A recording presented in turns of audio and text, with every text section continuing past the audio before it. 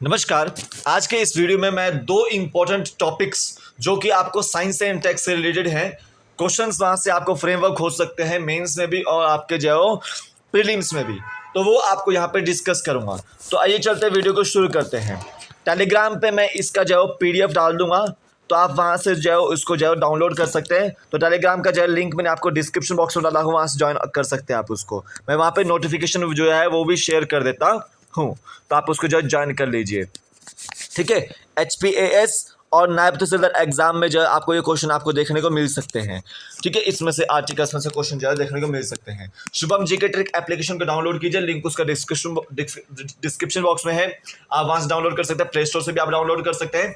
तो वहां पे आपको मॉडर्न हिस्ट्री के नोट्स, महात्मा गांधी के प्रिंसिपल्स के नोट्स और इंडिया जीके प्लस HPJK के नोट्स आपको वहां पे मिल सकते हैं। तो आप उसको परचेज कर लीजिएगा। स्टोर सेक्शन के अंदर आपको सब कुछ मिल जाएगा वहां पे। अब चलता हूं दो इंपॉर्टेंट टॉपिक्स के ऊपर। सिंपल सी बात है, एक तो स्मोकिंग से रिलेटेड टॉपिक्स है, एक दूसरा हमारा माइटोकॉन्ड्रिया से रिलेटेड यहाँ पे टॉपिक है।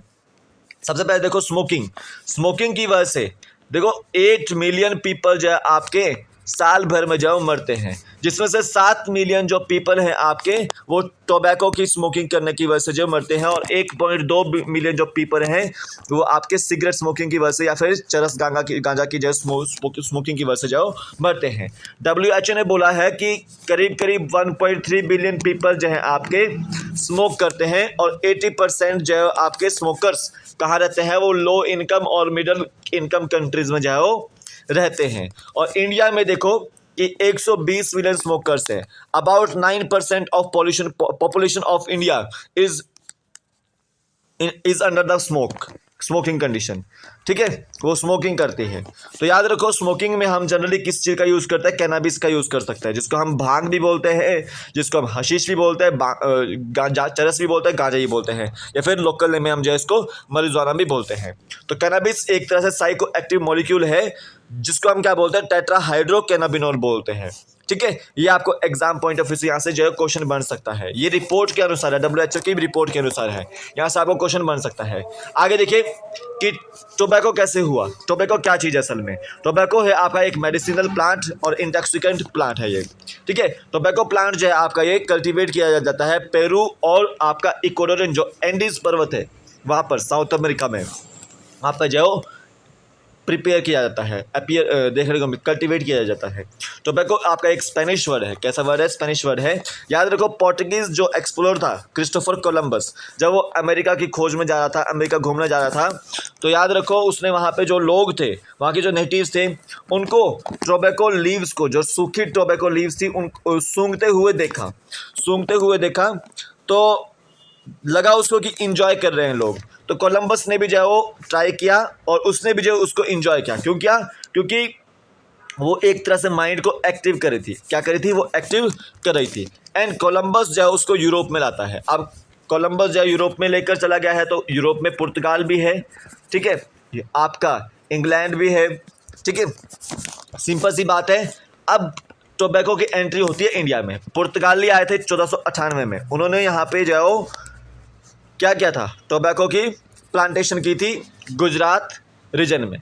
और याद रखो, ब्रिटिशर्स आपके प्लांटेशन करते हैं, कल्टीवेशन करते हैं टोबैको की UP, Bengal and Bihar region में।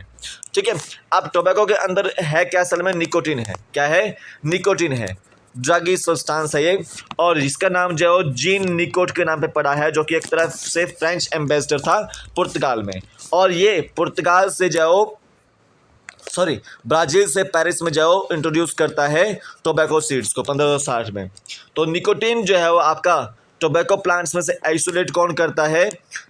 WH पोजेल्ट एंड KL रीमैन आइसोलेट करता है 1858 में। और ये दोनों बोलते हैं कि जो निकोटीन है एक तरह से पॉइजनस सब्सटेंस है। कैसा है? पॉइजनस सब्सटेंस है। अब देखिए, इंडिया में करीब करीब 12 करोड़ के आसपास स्मोकर्स हैं, जिसमें से आपके टोबैको स्मोक भी करते हैं और आपके चरस गांजा स्मोक भी करते हैं। अब देखो, इंडिया ने एक फ्रेमवर्क डिक्लेरेशन साइन किया है, कन्वेंशन साइन किया है WHO के साथ। कब? 27 फरवरी 2005 को।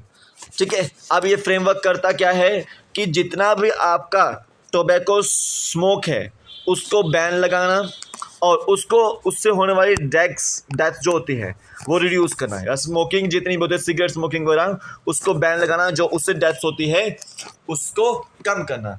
अब होता क्या है कि अगर आप टोबैको खाओगे तो आपको माउथ कैंसर्स देखने को मिलते हैं या ब्लड कैंसर देखने को मिलते हैं, या फिर आप सिगरेट स्मोकिंग करते हो तो आपको ब्लड कैंसर देखने को मिलते हैं।